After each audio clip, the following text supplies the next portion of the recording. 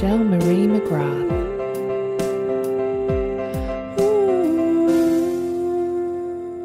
Welcome, this is Michelle McGrath, and today I've got a bit of a different episode for you in that I'm being interviewed by a close girlfriend of mine, Mariana Rudan. I met Mariana pretty much when I first arrived in Sydney, and we worked together at the Museum of Contemporary Art in Sydney. Mariana is a former SBS journalist, presenter, newsreader, singer-songwriter, mum to two adorable children. She's also an amazing cook, so if you get the chance to go around to her place for dinner, I would accept that invitation. And she speaks a few different languages. So she's pretty much an all-round talented lady and one of my closest friends. So it was a bit interesting for me being on the other side of the questions this time, but it seemed like a great opportunity with it being a year since the podcast launched and also it being International ChildFree Day on the 1st of August. So I do hope you enjoy this personal insight into a little bit of my background and story. Thank you. So great to have you here today, Mariana. Thanks so much. Oh gosh, it's absolutely my pleasure. It's an honour that you've asked me to do this for you. I'm looking forward to this. How long have we known one another now? Oh gosh, it must be 17, 18 years, hey? At least, I think. It was 2001, and what a journey you've had, my friend, since then. Gosh, I know. Look, I can't, I'm stoked, and I've been looking forward to having this conversation with you only because I've watched the amazing things you've achieved in the last few years. Your journey has been so incredibly intense, so incredibly interesting, so varied, and people need to hear about it. So this is really an opportunity for people to discover what lies behind Michelle and her successes and the reasons that she does what she does. So I'm looking forward to asking you. So on that note, I mean, I remember coming back from Italy in 1996 and having had a dream about you back then that you were pregnant, at which you replied, "Oh, well, I don't know, but my periods are late." Do you remember that? Yeah. And lo and behold, you were actually pregnant. And then an incredible story took off around that time.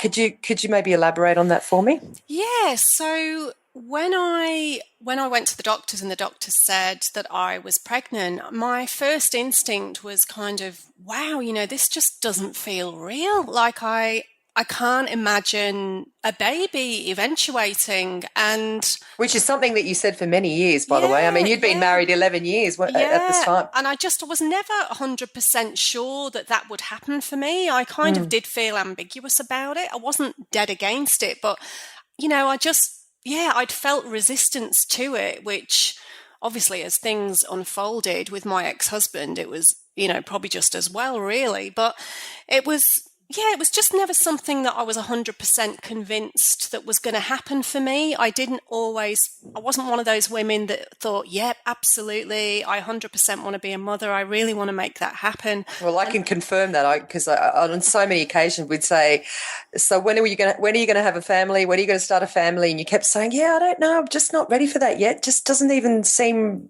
slightly the right thing at the moment. I continually recall you saying that. And then what happened though? You found out you were pregnant. It was a shock to both you and Brett.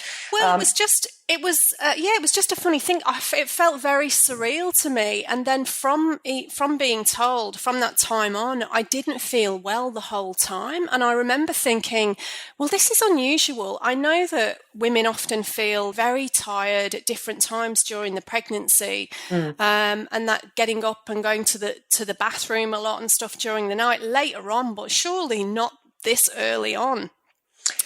And then it was how long in before you discovered that there was a problem? Was it immediate? Or? No, so it was when I went to have a dating scan, which was around 10 weeks. And on the way there, I just said to my ex-husband, listen, I don't know what's going on here, but this is not going to eventuate in a baby. I know that there's something wrong and it just doesn't feel real to me. And I'd been having all these strange dreams as well during that time.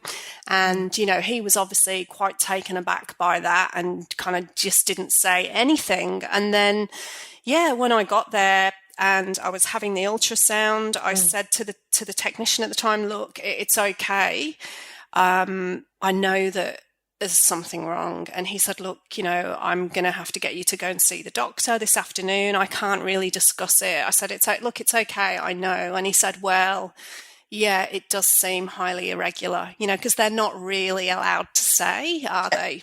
No. And at that stage, when you did go and pursue a confirmation, you discovered it was a molar pregnancy. What exactly does that mean for people who may not know? Yeah, exactly. So I'd never even heard of that. So when I went and had to go into hospital and, you know, have like a DNC and they do like a biopsy on the tissue. When I went back to the hospital, the doctor said, listen, we thought it was a partial molar pregnancy, but it was actually a full molar, which is much worse. And I was like, what? What is that? What is that exactly? So, it's a specific type of miscarriage. And what happens is it's almost like a mass of tissue just keeps proliferating. So the fetus is not developing properly at all. It's really the placenta that keeps growing. And so what happens is then it can develop into a type of pregnancy-related cancer. So what they then worry about is because the cells keep growing and, of course, you're still having the hormones. And just for those people who may not know, Michelle, is it growing inside the womb or it's growing in a completely different part of the body? Is that right? Or it's no, yeah, it is growing. It's growing in the uterus, but it's just... It's apparently, I mean, look, it's the technicalities around it. It means that basically the egg itself is not developing any chromosomes from the mother. And it's extremely rare. So apparently it's only something like around every 1,000 to 1,200th pregnancy based on some of the figures that I'd looked at.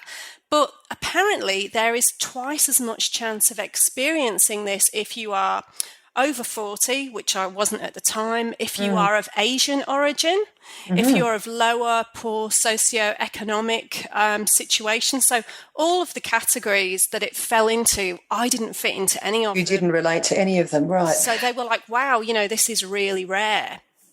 And what happened? So you discovered that you had a molar pregnancy. Immediately there was a process of elimination or termination. What exactly occurred at that stage? So then I went into hospital, obviously had that mass removed. And then when I went back and they'd done the biopsy, they said, okay, so now what we need to do is today you need to go and have a chest x-ray to make sure that none of the cells have spread into your lung tissue, because if they have, then we need to start chemotherapy. And I was like, what? Wow. And so I went and had like chest x-rays straight away. And then, of course, was, you know, just kind of in a state of shock because they said, we'll get the results back today. We'll ring you in about 3 hours and let you know what's happening. And so, of course, you can imagine that was a very stressful 3 hours. Absolutely I was stressful. waiting. Yeah, and just heartbreaking at the same time because something else eventuated in your personal life at that stage as well. Not only did you discover that this pregnancy was a non-pregnancy and that you might be suffering from cancer or, you know, from having to endure radiation therapy, but something else occurred as well. Tell us a bit about that. Yeah, so then basically I fortunately then got the call saying, look, nothing's gone into your lungs, but we'll need you to go and have some tests every few weeks, and we need to kind of just monitor that for the next year. But within really what I felt was that process was a catalyst for kind of the end of my marriage, really. It brought a lot of things up to the surface, and my husband and I had separated within 2 weeks of that. Wow. Now, I didn't know 100% that the marriage was completely over at that time, but it was really. And so I guess I was more focused on that and dealing with, you know, the shock of that and then the process of sorting out logistics and all that kind of thing. So I felt as though that almost overshadowed the experience with the molar pregnancy, really. And it kind of clarified for me that, you know what, I hadn't been 100% sure that this was right for me. And this is almost, confirmed that, no, it's not. And even if it was, it's not right with this person. And, after 11 years of being somebody and feeling resistance to that, I was like, well, maybe that was my answer, feeling the resistance, but absolutely. It was a very surreal, experience, and not something I'd recommend, and not something we hear a lot about, is it? No, absolutely not. In fact, it's interesting that you note that it all occurred at exactly that point. You knew that you never were really ready for a child, and then the relationship ended. Michelle, it's been one of those things. I mean, I've watched your journey over the last few years. You're in an amazing place now, and you're certainly offering comfort to so many women. Your podcasts are fantastic, and each person has a story to tell. This has become really topical right now. Yeah. The fact that women are supposed to be either, are classified. I mean, just talk to us about the reason why you chose Unclassified Women as a title for your podcast in the first place, which I think is a marvellous title, by the way. Yeah, so it was just that thing of how, as women, I really feel that we are conditioned from being like little girls to, we grow up with the whole Disney princess thing, and then we have the Hollywood movies, the celebrity obsession, and of course with technology and social media and all the glossy magazines and this that we see, it's almost like if you don't follow that script, the script is that, when you grow up, you'll meet a nice man, you'll get married, you'll have a family. And of course, if you don't fit into that, then often there's something wrong with you. Yeah, totally. And we have all of these stereotypes that seem ridiculous in 2016, but as we know, they do still exist. And there's still this expectation of, you can have some very intrusive questioning, especially when you get to a certain age, especially when women get to like the mid-30s, if they are, God forbid, single. And maybe they've decided they don't want to have a child, or it's not happened for, of course, as we know, so many different reasons. Absolutely. But it can be quite difficult when you're not following that script. It brings to mind an incredibly popular television series, Game of Thrones, where the wife was asked, I've forgotten what her name is right now, but she was asked, why didn't you have children? Do you feel any regret for not having children? Do you regret not having children? To which she responded, do you regret having them? Exactly. And there's a lot of discussion about that of late. I mean, talk to me a little bit about what's been happening in the news of late. Yeah, so we've had that interesting situation, haven't we, in the UK in the last few weeks, where we had those two women candidates for Prime Minister, and there was that whole controversy over Andrea Leadsom, who was one of the contenders, doing that interview with the Times, and some of her commentary was, when she was asked, what do you think makes you different in comparison to Theresa May and what you've got to offer? Her first thing was like, well, I'm a mother and I have children. And they're going to have children, so they're going to have a direct stake in the future. And it's interesting because Julia Gillard had a very, very similar backlash from the Australian public, or perhaps it was the media, being childless and therefore not in a position to lead our nation. Totally. And I mean, she had some terrible commentary and was just treated appallingly. She was constantly called like this barren spinster. And I remember reading a quote, Mark Latham had basically said, somebody who chooses to focus on their career and they're not interested in having children, clearly she's got no love in her. And, so many comments like this. And you think, well, look at her now. Her role that she's focused on is directly impacting the education of thousands of children. So you couldn't say that she's not got a direct stake in the future or having a very positive impact on many children than if she'd had some of her own potentially, so. Absolutely. And it's these sweeping generalizations that can often victimize women who may be in this situation for whatever reason. Yeah. And they're the ones who need to then, bear the consequences of these perceptions. It's for this reason that I think that your podcast is doing incredible things, and is really helping women who are in that situation. Give me an example of some of the people who have reached out to you, and perhaps some of the stories that have touched you most deeply.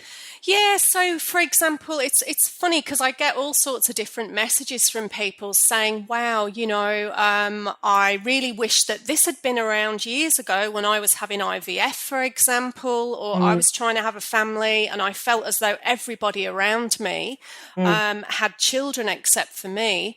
And so I've had things like, for example, where I had one lady that messaged me and said, I was all set to marry my partner. And I have always been very clear with him about the fact that I don't think I want to have children. And so I wanted to be really honest with him about that from the from the outset. Yeah. And he wasn't completely sure either way. But then, of course, his family got involved in the discussion and were incredibly judgmental and, about how selfish she was being and, all of this kind of thing. So, of course, as a result, not long after that, their relationship broke up.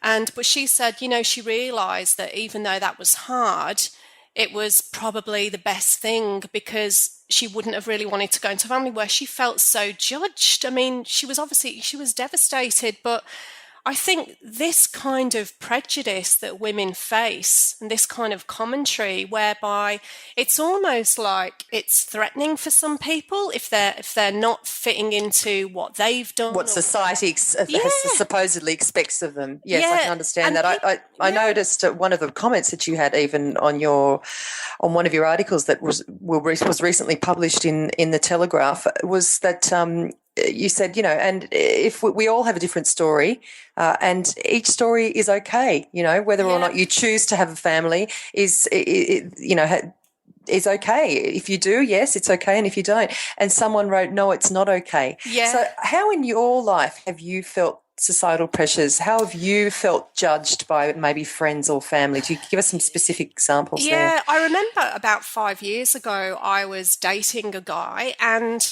he had two children already, and I remember having a conversation because he almost didn't believe that I wasn't desperate to have a child because it was almost like, well, you've reached 40, surely you're desperate to have a child, and he, didn't want any more. And I said, well, no, I'm not sure that that's the case really, but he didn't believe me. And I remember having some really heated discussions with him.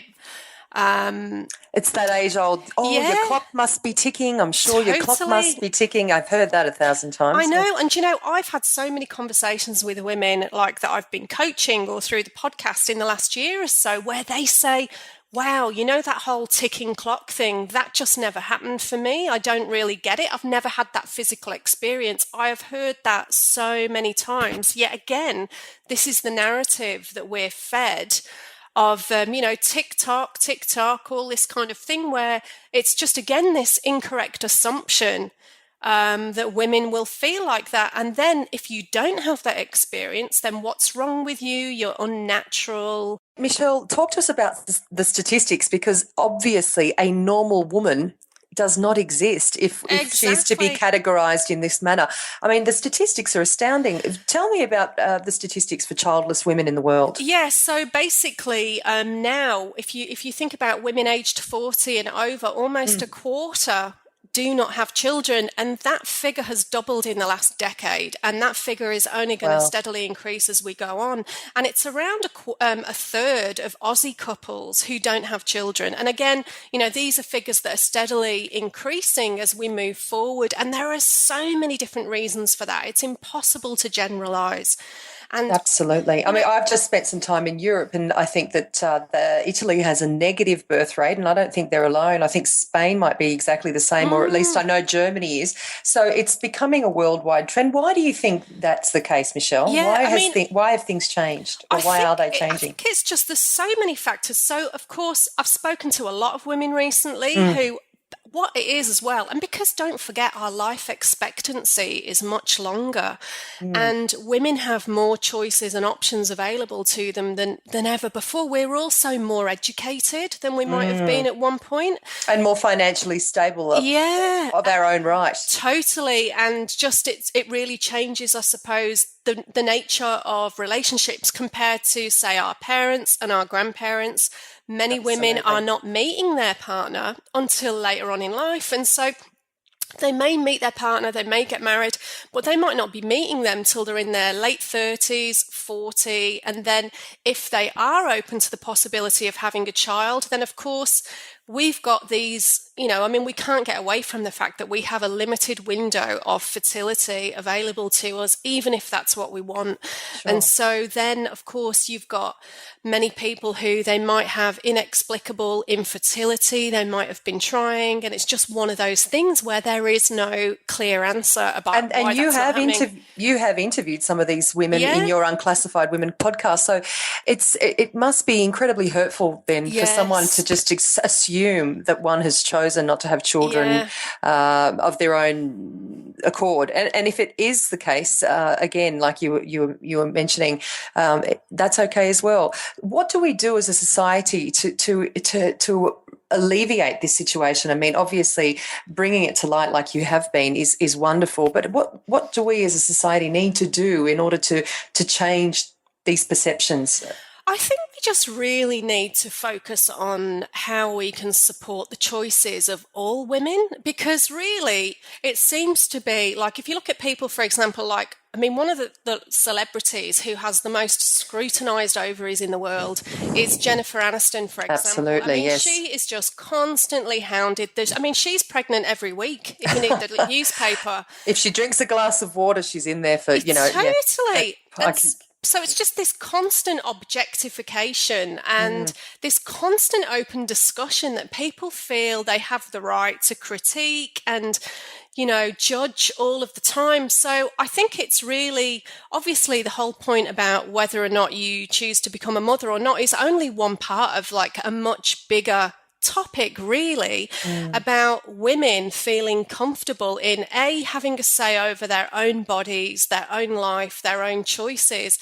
And it's about really, I feel, increasing support and encouragement for all women so that we're not categorized in this way, we're not just breeding machines. Yes. But it's almost like, so much of this thing, I feel it's ridiculous that we're even having to have these debates. Yeah, well, absolutely. But we obviously do. It continues to come up. As you've noted, we've noted, it's come up at least 3 times in the last fortnight. Yeah, it's all education, isn't it, I feel? It's all about education. And realising that every woman's path is unique to her. There is no right and wrong. There's only about what's right for you, and what's right for you is not right for the woman next door to you who's got a completely different life experience, perspective, completely different body, completely different belief system, depending on what they're doing for their work, their relationships, their support, their financial state, everything. There's so many factors. And it's so limiting for all women, I believe, to try to fit people into a box in this way or judge them and make these assumptions about people, especially when you meet them. You don't know what their background is. You don't know what they're doing.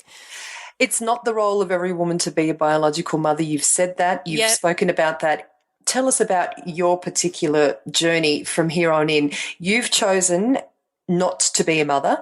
Now, explain to us what the major benefits of not having children, of that particular pathway, why you've come to that. Has it been through chance, through circumstance, through choice?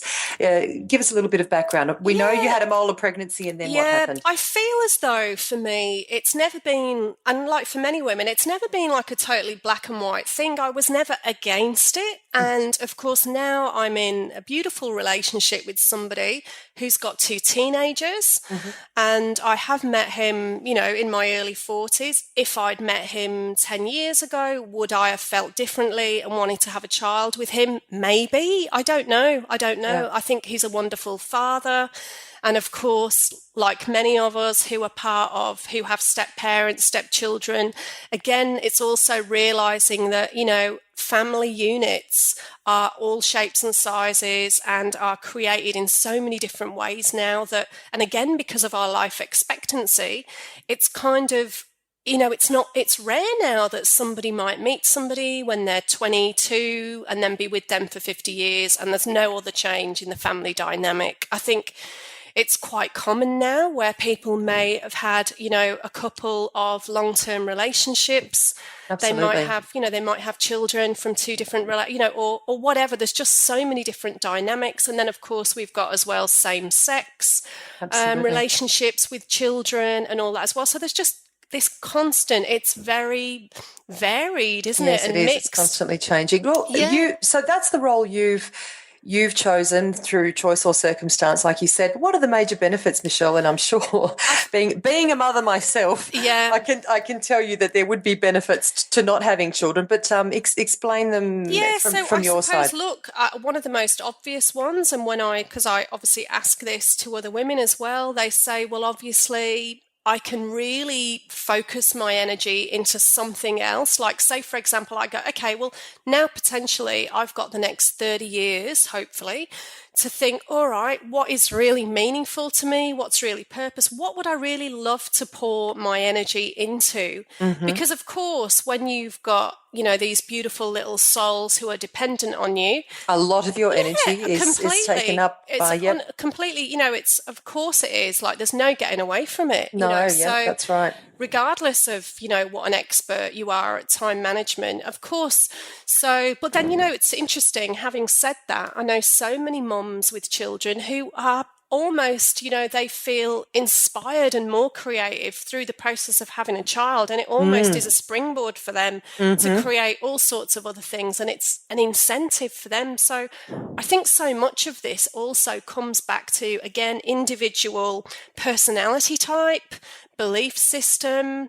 Does somebody then feel as though, okay, well, I've found purpose and meaning through having my family, which, a lot of people may feel like a lot of people do. Absolutely. Yeah, totally. Absolutely. And then you might find that, again, just that process where people think, I love my kids, I'm so happy I've got them, but I need to also focus on creating something else that's just for me as well. Absolutely. So again, no right or wrong is that. It's really down to the individual. And I suppose it's having the time and freedom that you can be flexible in certain things. Mm-hmm. But also one of the other concerns that people do mention to me is assumptions that can be made is not having biological children does not equal not having any other responsibilities. And I know I've heard people sort of say to me, because I'm the only sibling in the family, for example, that's not got children, it's like every time there's any other drama in the family, or if my parents need help or care, or it's like they expect you to be I'm there. the default person because apparently I've got nothing else to do. So it can be really hard, whereby they feel as though they're treated like their time is irrelevant. Yeah. I've heard this a lot, and also I've heard it a lot from people who say they might be at work, they're doing a lot longer hours because somebody, obviously, naturally, they've got to leave and pick up their kids from wherever. Of course they have, and I think with that kind of thing, it's quite obvious, the corporate environment, it's not family friendly. And that there need to be changes there to support parents in the workplace with that. Of course they do. I mean, this is why... They certainly do, yes. They do, and this is why we've got a rising number of female entrepreneurs and a lot of women who start their own businesses when they've got so they kids can at create home. their own hours, yeah. Totally. And, I mean, without having that kind of responsibility, how are you experiencing the benefits in your own life? You've clearly offered a pathway for hundreds of women, thousands potentially, hundreds of thousands of women who are in the same situation as you, who may not be feeling as creative, as positive, as not have the same outlook as you do. How would you like to be able to show them through this podcast, through the work that you're doing, that there is an alternative? I think when you know that that's not going to happen for you, when you know that having biological children is off the agenda, and you might have wanted that, but it's not worked out, it's really an opportunity to think, okay, I've got a totally blank slate here. If I could do anything, if I could really channel in my energy into something really meaningful for me, like what would that be? Mm-hmm. And that's really, I think, a time then that you really look at, well, what are my personal values? Mm-hmm. And when people, I was just thinking, like when we went to see Rob Bell speak the other day, one of the things that really struck me that he said often when people are talking about having no purpose, the thing to ask yourself is, okay, first one, what do I really love? What is it that makes me really angry? Where do I feel there is a lack of justice? So, yes, that's right. So it's either what do I really love? And if people come up with the question mark, because many people say, well, I don't know what I really, really love. If I knew, I'd be doing it. Well, then what makes you angry? Yeah, is that what you're saying? What's that thing? What really triggers that sense of injustice within you where you know that is something that you could feel very passionate about and channel your focus into that direction and start really looking at what are the things that, you're really curious about. What would you like to learn more about? What is it that brings out the best in you? And really look at these kind of areas as a way to, explore and develop further into that. Yep. And I mean, you might already know completely what it is you love, but it's like, okay, well, how can I really be the most fulfilled version of me? And then through that, find a way that benefits other people. And then they need to be a little bit more like the House of Cards woman, the next time they get a comment like, so why didn't you have children and do you regret it? Would you regret having them, perhaps? Exactly. Maybe the question they need to ask back. Michelle, it's been a real joy talking to you this afternoon. Is there a closing line? Is there something that perhaps you could offer if you had to sum it up to some of the women out there who might be listening and hearing you or really sort of feeling inspired by your path? Is there something that you'd like to say to them if they're experiencing difficulty in this unclassified women territory that we find ourselves in? Yeah, I really feel that if you are feeling like you are the odd one out in your situation or circumstances, then I just would like to invite you to consider, what if you're the one person in your family or group of friends that is meant to create a completely different path? What if you're the one person that's going to open up the minds and hearts of those around you through you being really honest with yourself and really true to you? You might be that one person that's going to spark a different perspective. Wow, that's beautiful. You might be the one inspiring all your friends with children as well, and inspiring many that may not have them as well. Michelle, it's been a real pleasure speaking to you, and I think that's a beautiful way of closing off. And I wish you every bit of success. And with International ChildFree Day just around the corner, this is a perfect time to be discussing this. Yes. So thank you so much. Oh, thank you, Michelle. It's been a pleasure. Thank you for listening to Unclassified Woman. If you enjoyed this episode, please subscribe. For information on events and services, connect with Michelle at michellemariemcgrath.com.